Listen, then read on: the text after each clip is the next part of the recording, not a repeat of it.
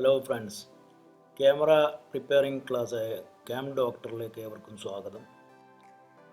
ഇന്നൊരു സ്പെഷ്യൽ എപ്പിസോഡാണ്. കാനോൺ ക്യാമറയിൽ ഏറ്റവും പ്രശസ്തമായ 5D, 6D, 7D മോഡൽ. അതിൽ 6D Mark II ആണ് എൻ്റെ കയ്യിലിരിക്കുന്നത്. ഹൈ ആൻഡ് പ്രൊഫഷണൽ ക്യാമറയാണ്. സാധാരണഗതിയിൽ ഈ ക്യാമറ അധികമായും പ്രൊഫഷണൽസ് തന്നെയാണ് ഉപയോഗിക്കുന്നത്. വളരെ അപൂർവമായി സാധാരണ വ്യക്തികളും യൂസ് ചെയ്യുന്നുണ്ട്. കുറച്ച് വില പിടിച്ചൊരു ക്യാമറയാണിത്. ഇതിൻ്റെ എല്ലാവിധ ഫങ്ഷനും ഉണ്ട്. അതുപോലെ തന്നെ സ്യുവലിംഗ് ടൈപ്പ് LCD സ്ക്രീൻ. അത് കാരണം നമുക്ക് സെൽഫിയൊക്കെ എടുക്കാൻ എളുപ്പമുണ്ട്. കൂടാതെ ഇതിൻ്റെ ലെൻസുകൾ, എല്ലാ റേഞ്ചിലുള്ള ലെൻസും ഇതിന് കമ്പാറ്റബിൾ ആയിട്ടുള്ളത് കിട്ടാനുണ്ട്. കാനോണിൻ്റെ അൾട്രാസോണിക് ലെൻസാണ് ഇതിന് ഉപയോഗിക്കുന്നത്. കൂടാതെ ഇതിൻ്റെ എല്ലാവിധ ഫങ്ഷനും ഇതിനുണ്ട്. Blink detection, red I function reducing, അതുപോലെ തന്നെ നോയ്സ് റെഡ്യൂസിങ്, പിക്ചർ സ്റ്റെബിലൈസേഷൻ തുടങ്ങിയ എല്ലാ ഫങ്ഷനും ഉള്ളൊരു ക്യാമറയാണ്. ഹൈ ഡെഫിനിഷൻ പിക്ചറാണ് ഇതിൻ്റേത്. ഒരു കാര്യം, ഇതിൽ 4K ഫോർമാറ്റിലുള്ള സിസ്റ്റം ഇല്ല എന്നുള്ളതൊരു ഡ്രോബാക്ക് ആയിട്ട് വേണമെങ്കിൽ പറയാം. പക്ഷേ HD തന്നെ ഇതിന് പര്യാപ്തമാണ്. എല്ലാ നിലക്കും പിക്ചർ വളരെ മികവുറ്റതും വളരെ ക്ലിയർ പിക്ചറാണ്. ഇതിൻ്റെ CMOS sensor, image sensor use ചെയ്ത ക്യാമറയാണിത്. എല്ലാവർക്കും പ്രൊഫഷണൽ ഫങ്ഷന് വേണമെങ്കിൽ ഈ ക്യാമറ തിരഞ്ഞു വാങ്ങുന്നതായിരിക്കും നല്ലത്. ഇതിൽപ്പെട്ട 5Dയിൽ തന്നെ Mark I, Mark II, Mark III, Mark IV അങ്ങനെ വരുന്നുണ്ട്. അതുപോലെ തന്നെ 6Dയിലും 7Dയിലും ഉണ്ട്. 6Dയിൽ Mark II ആണ് ഈ മോഡൽ. ഇതിൽ സ്ഥിരമായൊരു ഫോൾട്ട് എന്ന് പറയാനില്ല. ഇത് പ്രൊഫഷണൽ സിസ്റ്റം ആയതുകൊണ്ട് നിരന്തര ഉപയോഗം ഉണ്ടാകുന്ന മെയിൻ്റനൻസ്, കാലിബ്രേഷൻ, അതുപോലെ തന്നെ ഈ സോഫ്റ്റ്വെയർ അപ്ഡേഷൻ, ഇങ്ങനത്തെ പ്രശ്നങ്ങൾ മാത്രമേ കണ്ടുവന്നിട്ടുള്ളൂ. പിന്നെ അപൂർവമായിട്ട് യൂസേജിലുള്ള പ്രശ്നങ്ങൾ, ചിലപ്പം ചില കാലാവസ്ഥ ഇതിനെല്ലാം ബാധിക്കും. അതുപോലെ തന്നെ കയ്യിൽ നിളകി വീണാൽ കേടുവരും. പിന്നെ ഇതിനകത്ത് ഇപ്പോൾ LCD പ്രവർത്തിക്കുന്നില്ല. LCD പൊട്ടിയതൊന്നും കാണാനില്ല. പക്ഷേ LCDയിൽ ഇമേജ് ഒന്നും വരുന്നില്ല. LCD തന്നെയാണ് ഫോൾട്ടെന്ന് ഞാൻ മനസ്സിലാക്കുന്നു. കാരണം അതിൻ്റെ ചില ലക്ഷണങ്ങൾ അങ്ങനെയാണ് കാണിക്കുന്നത്. പിന്നെ ഇതിന് ബാറ്ററി ദീർഘസമയം 2 മണിക്കൂർ നിൽക്കുന്ന ബാറ്ററി ഉണ്ട് ഇതിന്. പിന്നെ ഈ LCD അഴിക്കാനായിട്ട് 4 സ്ക്രൂ മാത്രമേ ഉള്ളൂ. ഇത് കാണുന്നില്ല, ഈ ഭാഗത്ത് 2 മറ്റേ ഭാഗത്ത് 2. അങ്ങനെ 2 അഴിച്ചാൽ മേലെയുള്ള ലിഡ് തുറന്നു വരും. പിന്നെ ഉള്ളിലുള്ള LCD ഉറപ്പിച്ചിട്ടുള്ള ചെറിയൊരു മെറ്റൽ പ്ലേറ്റ്, ഇതൊക്കെ അഴിച്ചു കഴിഞ്ഞാൽ LCD സ്ക്രീന് കയ്യിൽ വരും. അപ്പോൾ ഇത് ഓപ്പൺ ചെയ്യാം. നമുക്കൊരു പുതിയ LCD എടുത്ത് ഇതിനകത്ത് സ്ഥാപിക്കാം. LCD ഇവിടെ സ്റ്റോക്കിലുണ്ട്. അതിന് വേറൊരു പ്രത്യേകത എന്താണെന്ന് വെച്ചാൽ ഇതിന് ടച്ച് സിസ്റ്റമുണ്ട്. കപ്പാസിറ്റീവ് ടച്ച് സിസ്റ്റമുള്ളൊരു LCD ആണ് ഇതിൻ്റേത്. ഈ ക്യാമറയുടെ പല പ്രത്യേകതകളിലൊന്നാണിത്. എല്ലാ അർത്ഥത്തിലും മികച്ച ഒരു ക്യാമറ തന്നെയാണ്. ഇതിൻ്റെ സ്ക്രീനിൽ ടച്ച് വളരെ ശക്തമായിട്ട് പ്രവർത്തിക്കുന്ന ഒരു ടച്ചാണ്. ഫോട്ടോയുടെ ഏത് ഭാഗത്ത് വേണമെങ്കിലും ഫോക്കസിങ് ചെയ്യാനും, അതുപോലെ തന്നെ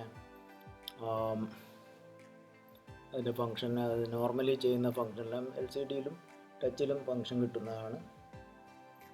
അപ്പോൾ ഈ ക്യാമറയുടെ ഈ LCD അഴിച്ചു മാറ്റുകയാണ് ഇപ്പം ചെയ്യുന്നത്. നിരന്തരം ഉപയോഗം കാരണം ചിലപ്പം കയ്യിൽ നിന്ന് വീണാലും മറ്റുമൊക്കെ പറ്റുന്നതാണ് ഈ LCD പ്രോബ്ലം. അല്ലാതെ പിന്നെ മെമ്മറി സ്ലോട്ട്, അതുപോലെ ഈ ബാറ്ററിയുടെ കോണ്ടാക്റ്റിൽ വല്ലതും പറ്റുക, അങ്ങനെയൊക്കെ ഇത് എൻ്റെ കയ്യിൽ വരാറുള്ളൂ. വലിയ ഫങ്ഷൻ.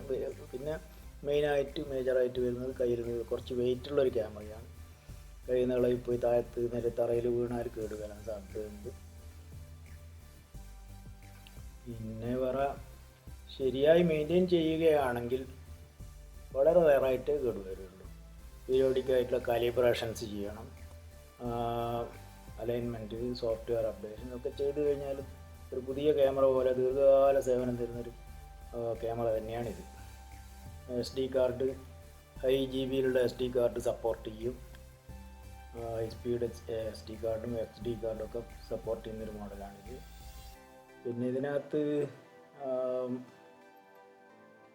ഈ ക്യാമറ നോർമലായിട്ട് ഈ പ്രൊഫഷണൽസ് യൂസ് ചെയ്യുന്നത് സ്റ്റേജ് പ്രോഗ്രാം, അതുപോലെ തന്നെ ഈ വെഡ്ഡിങ് ഫങ്ഷൻ, പിന്നെന്താണ് സിനിമ ഒക്കെ ഇതിൽ റെക്കോർഡ് ചെയ്തതായിട്ട് കേട്ടിട്ടുണ്ട്. അപ്പോൾ സ്പോട്ട് ഫോട്ടോഗ്രാഫി, വൈൽഡ് ഫോട്ടോഗ്രാഫി ഇതിനൊക്കെ പര്യാപ്തമായൊരു ക്യാമറയാണ്, ഒരു മികച്ച ക്യാമറ. ഓക്കെ, അപ്പോൾ നമുക്ക് ഇതിൻ്റെ എൽ സി ഡി അഴിച്ചു. എൽ സി ഡി അഴിക്കുമ്പോൾ ചെറിയൊരു പ്രശ്നമുണ്ട്. അതിനകത്ത് കമ്പനി നേരത്തെ ഫിക്സ് ചെയ്ത 2 സൈഡ് സ്റ്റിക്കേഴ്സ് അതൊരു ഹാർഡായിട്ട് അതിനകത്ത് ഒട്ടിപ്പിടിച്ച് കാണും. അത് സൂക്ഷ്മതയോടെ അഴിച്ചെടുക്കുക.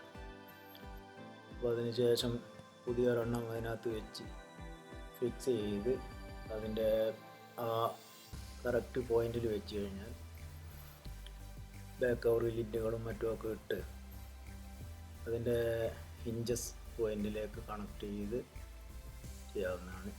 ചെറിയൊരു ഫോട്ടോഗ്രാഫിയിലൂടെ ഒരു പ്രശ്നമുണ്ടായി, ക്യാമറയുടെ പൊസിഷൻ കുറച്ച് മാറിപ്പോയി. എങ്കിലും അത് വളരെ ഈസി ആയിട്ട് ചെയ്യാവുന്നതാണ്, ആർക്കും ചെയ്യാൻ പറ്റുന്ന ഒരു സംഭവമാണ്. ഇതിനകത്ത് വേറൊരു പ്രശ്നം, ഇതിൻ്റെ ഈ ഷട്ടർ സംബന്ധമായിട്ടുള്ളൊരു ഫോൾട്ട് നേരത്തെ വന്ന് കിട്ടിയിട്ടുണ്ട്. കുറച്ച് കോംപ്ലിക്കേഷനാണ്. അത് സാധാരണക്കാർക്ക് ചെയ്യാൻ പറ്റുന്നൊരു ഫോൾട്ടാണെന്ന് തോന്നുന്നില്ല. കാരണം ക്യാമറയുടെ സിംഹഭാഗം അഴിച്ച് മാറ്റിയാലേ ഷട്ടറിൻ്റെ ഭാഗത്ത് എത്തുകയുള്ളൂ. അതിന് ഷട്ടറിൻ്റെ ഭാഗത്ത് ഷട്ടറിൻ്റെ പിന്നിലായിക്കൊണ്ട് CMOS സെൻസറും കാര്യമൊക്കെ ഉണ്ട്. അശ്രദ്ധയോടെ അഴിക്കാനോ അല്ലെങ്കിൽ ഒരു എക്സ്പീരിയൻസ് ഇല്ലാത്ത ആൾ അഴിച്ചാൽ അത് ഫിക്സ് ചെയ്യാനൊക്കെ വളരെ ബുദ്ധിമുട്ടായെന്നും വരും. നമ്മളെ ഏതാണ്ട് ഈ ടച്ച് സ്ക്രീൻ, ടച്ച് പോയിൻറ്റിൻ്റെ വയറ് അതൊക്കെ കണക്ട് ചെയ്യുകയാണ്. അതിനുശേഷം അതിൻ്റെ അവിടെ ഒരു ചെറിയൊരു പ്രശ്നമുണ്ട്. ഇതിൻ്റെ ഈ കണക്ടർ ജോയിൻ ചെയ്യാൻ ഒരു ബെൻഡ് ഉള്ള ഒരു ട്വീസർ എടുക്കണം. എന്നാലേ അതിനകത്ത് കൃത്യമായിട്ട് ആ ജിഗിനകത്ത് കണക്ട് ചെയ്യാൻ സാധ്യമാകും. അല്ലാതെയും കഴിയും, പക്ഷേ അതാണ് അതിൻ്റെ ഫങ്ഷൻ ചെയ്യിക്കാൻ വളരെ കറക്റ്റായിട്ടുള്ള ടൂള്. ഇപ്പോൾ ക്യാമറയെ സംബന്ധിച്ചിടത്തോളം എല്ലാ ടൂൾസും പെർഫെക്റ്റ് ആയിരിക്കണം. അതിന് ബാക്ക് ലിഡ് ഫിക്സ് ചെയ്യുന്നതാണ്. അതിനുശേഷം ഹിഞ്ചസിൽ ഫിക്സ് ചെയ്ത ശേഷം അത് ഫങ്ഷൻ ചെയ്യിച്ച് നോക്കാം.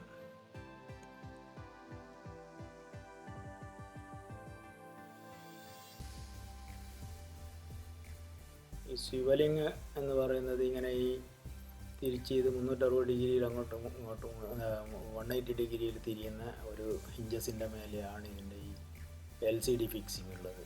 അതുകൊണ്ട് തന്നെ ഒരു ട്രൈപോഡിൽ ഫിക്സ് ചെയ്ത് വെച്ച് മുൻവശത്തുനിന്ന് ചിത്രം കാണുന്ന വിധം വെച്ച് നമ്മളെ സ്വന്തം ഫോട്ടോ തന്നെ സെൽഫി ആയിട്ട് എടുക്കണമെങ്കിൽ വളരെ സഹായകരമായൊരു സംഭവമാണ് ഈ സ്വിവലിങ്.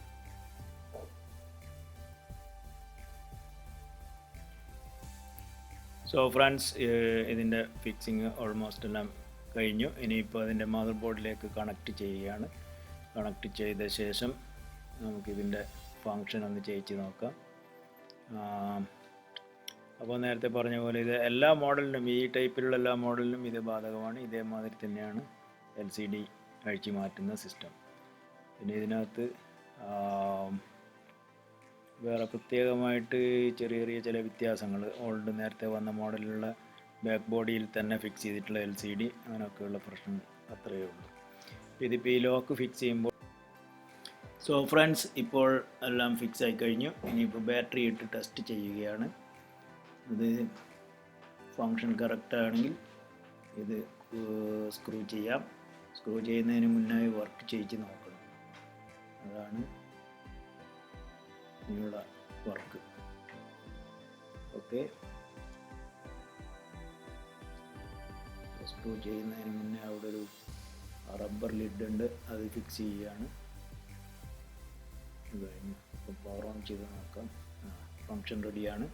സ്ക്രീനിൽ മെനു എല്ലാം കാണുന്നുണ്ട്, ടച്ചും എല്ലാം വർക്ക് ചെയ്യുന്നുണ്ട്. ഇനി ഫങ്ഷൻ എല്ലാം ശരിയായ സ്ഥിതിയിൽ തന്നെ സ്ക്രൂ ചെയ്യാവുന്നതാണ്. അപ്പോൾ ഇതിൻ്റെ സംഭവം എല്ലാവർക്കും മനസ്സിലായി കാണുമെന്ന് വിശ്വസിക്കുന്നു. അപ്പം സ്നേഹിതന്മാരെ, നിങ്ങൾ ഈ ചാനൽ സബ്സ്ക്രൈബ് ചെയ്യുക, ലൈക്ക് ചെയ്യുക, ഷെയർ ചെയ്യുക. ഇനി അടുത്ത എപ്പിസോഡിൽ ഇതിൻ്റെ മറ്റ് ഫങ്ഷനുകൾ സംബന്ധമായിട്ട് കാണിക്കാൻ ശ്രമിക്കുന്നതാണ്. അപ്പോൾ എല്ലാവർക്കും എൻ്റെ വിനീത നമസ്കാരം. Good bye, signing off. Thank you for watching.